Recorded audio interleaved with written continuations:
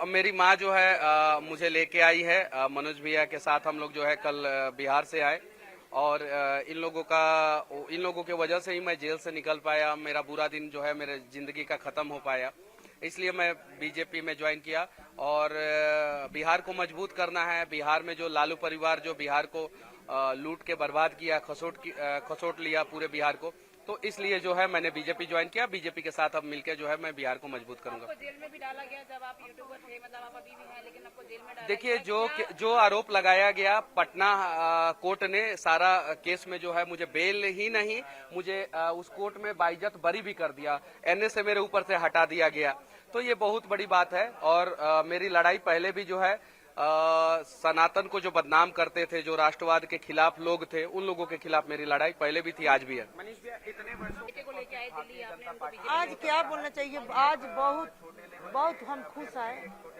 मेरा लड़का BJP join कर लिए, बहुत खुश है, बहुत खुश है।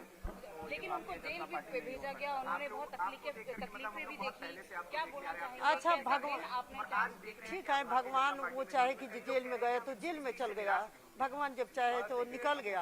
आज भगवान के मर्जी से आज ये सब हो रहा है। बीजेपी को ज्वाइन हमको बहुत दिन से बोलते हैं कि जे बीजेपी जाकर ज्वाइन कर लो, तो ठीक है, आज हो गया, भगवान सब सुन लिए।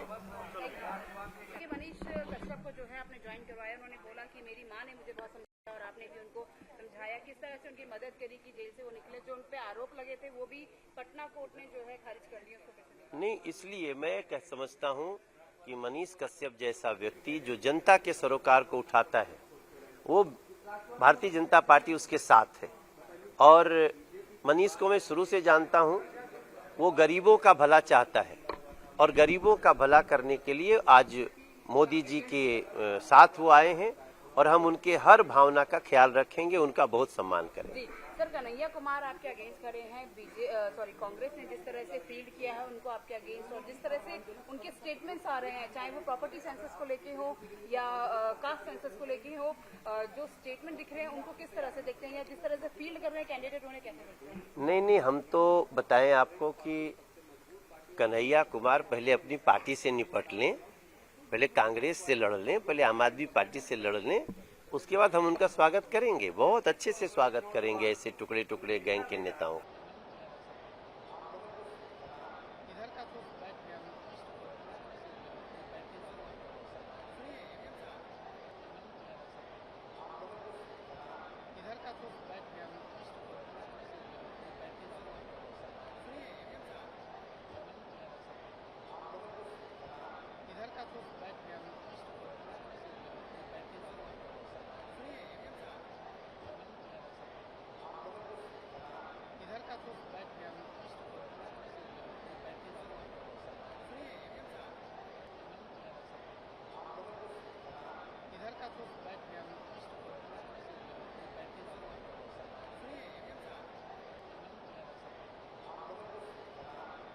धन्यवाद है मनीष कश्यप जी का।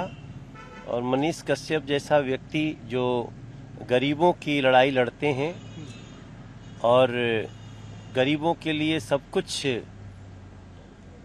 करने का जो कार्य करते हुए नरेंद्र मोदी, भारतीय जनता पार्टी।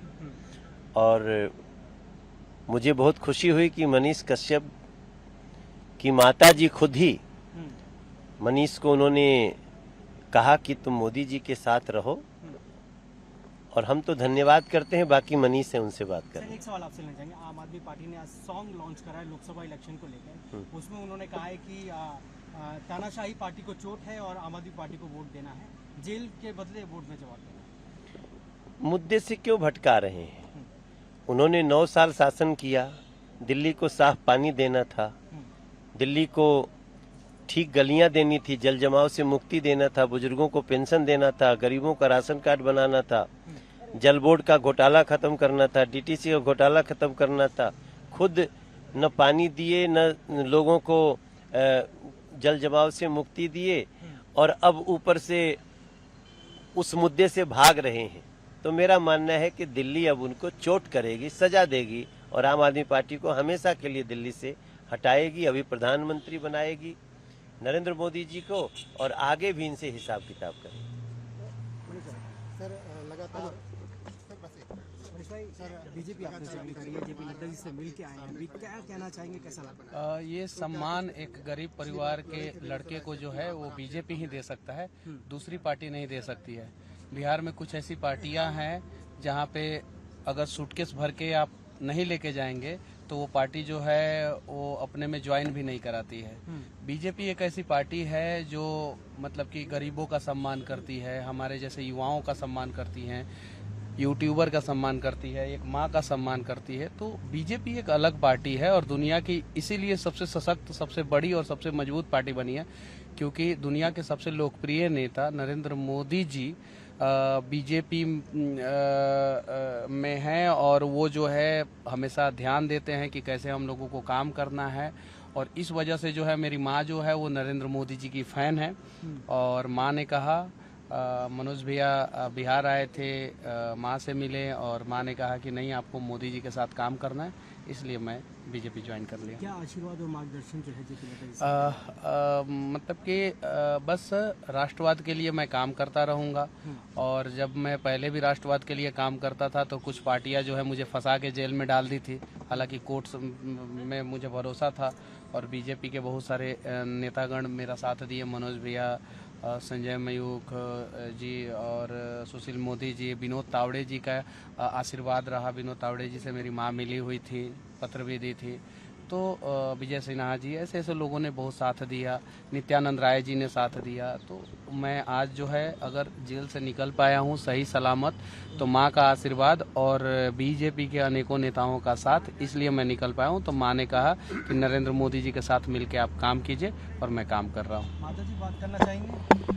मम्मी माता जी, आज भारतीय जनता पार्टी आपके बेटे ने ज्वाइन किया है, जब नड्डा जी से मिले हैं, अभी इन्होंने बताया कि मोदी जी को आप बहुत मानते हैं, कैसे देखना चाहिए?